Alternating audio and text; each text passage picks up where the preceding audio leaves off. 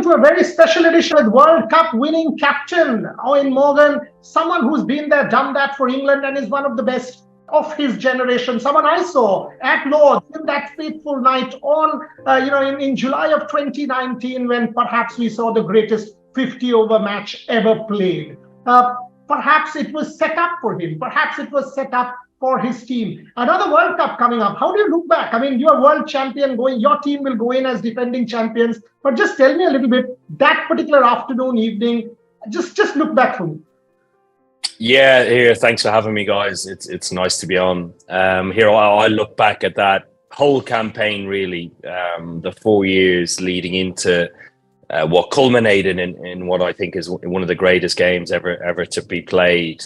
Very, very fondly, because the journey that we went back, I suppose, from the 2015 World Cup, where we were at rock bottom as a 50-over team, and the journey that we went on rebuilding with a new set of players, mixing a little bit of experience with the guys that we had, was absolutely remarkable. Right from that first game where we played New Zealand in the start of the summer in 2015, I think we scored 408 in the first game that we played together, right through to that World Cup final, was just such a special changing room to be a part of, with so many good people, behind the planning, the strategy, the tactics that were involved in implementing, our journey to becoming world number one 2 years later, and then going into the 2019 World Cup as favourites. So we absolutely loved it. The drama on that given day at Lord's was crazy, and certainly an experience that I will never ever forget. I was commentating, I remember, with Clive Lloyd, and when that final, I think it's Clive Lloyd and perhaps Steve O was also there. Each one of us were looking at each other. Nobody had any words. We were just like, nobody had anything to say, and each one was saying, you go, you go. We didn't know what to say, but unbelievable. And I was so pleased for you in front of your home fans to be able to win that. But the team that is going in this year, Eoin, how do you look at this team? I mean, with perhaps Jofra Archer not being there fully fit, etc., is the England team slightly top heavy? How do you see England? Do you rate them as favourites?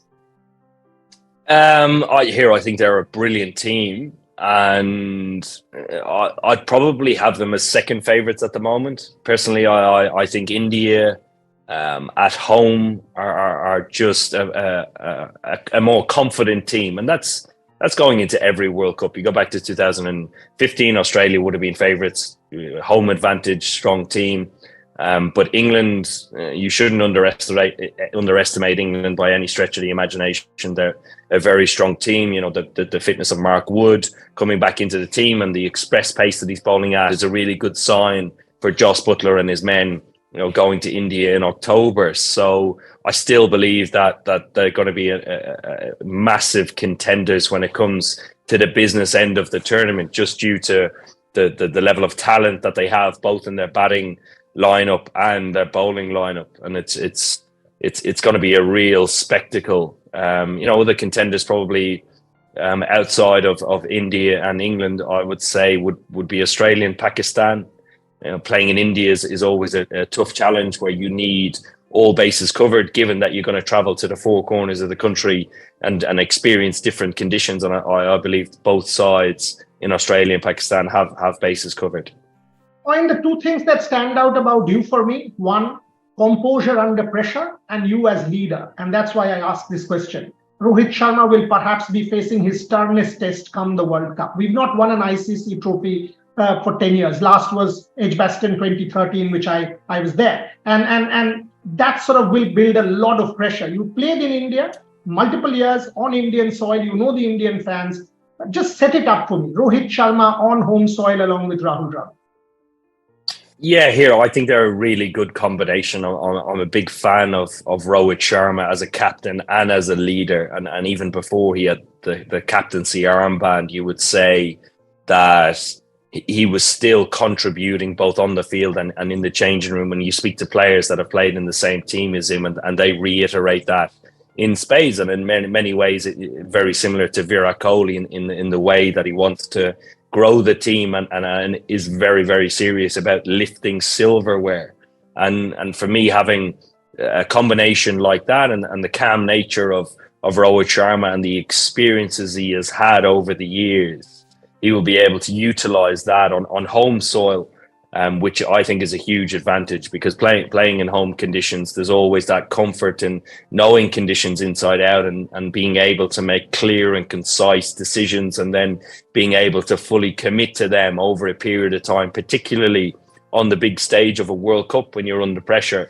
I think that is a big advantage. So I see them being, strong favourites going in to that World Cup, and having the likes of Virat Kohli, who was there in the team back in 2011, winning that home World Cup is another advantage to that, because dealing with the pressures that they did back then, they did really, really well under the leadership of MS Dhoni, and I believe that the brilliant leadership that both Dravid and Rohit have, if they can manage it, that they'll certainly be contenders. I will ask about Virat, but before that, another leader. I mean, Jos Buttler, with his IPL, Rajasthan Royals, and playing all over India, scoring hundreds and hundreds of runs. Does that sort of give him that little advantage? Success in India, being sort of one of the most dominant with all this IPL experience? Yeah, here it has to be said he's obviously a brilliant leader, and in his first World Cup he lifted silverware back in Australia in November. So you have to sit back and admire that, but also the quality of player that he is. He's one of the best white ball players, I believe, that's ever played the game. He plays it in a different way. He plays it all over the world, and just he will go down as one of the greats of white ball cricket. And his role as captain and as a player in that England team is integral to their success. You see, his leadership style is very much his own, which is great. It means he's being very authentic, and every time you hear him speak, that message is always clear and transparent in what he wants to try and achieve. And I think that calm nature under the pressure of the World Cup, similarly, that Rohit will find himself in, is always nice to have experience playing in that country. And he won't be the only one. England, I've had a lot of players over recent times that have contributed in IPL success. More recently, you've the younger crop of players coming through, the likes of Harry Brook.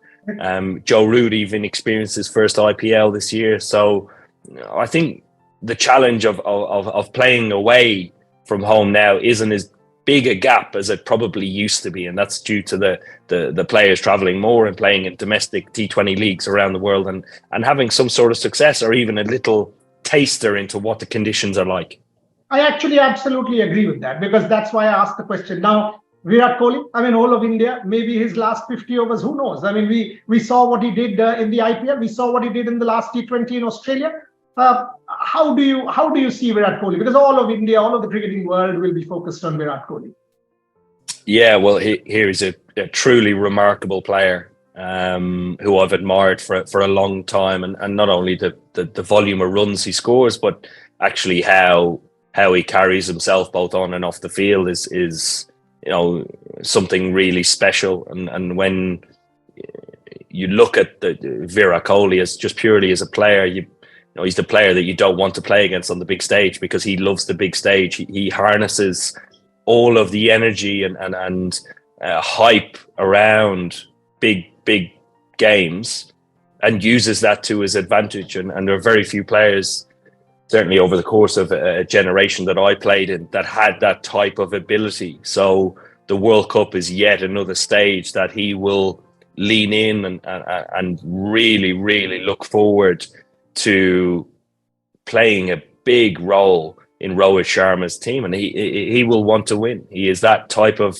person. He is that type of competitor that there'll be nothing more satisfactory than lifting the trophy, and that type of focus within a team creates its own leadership style within the change room, and it gathers and harnesses any other players that might be nervous or hesitant.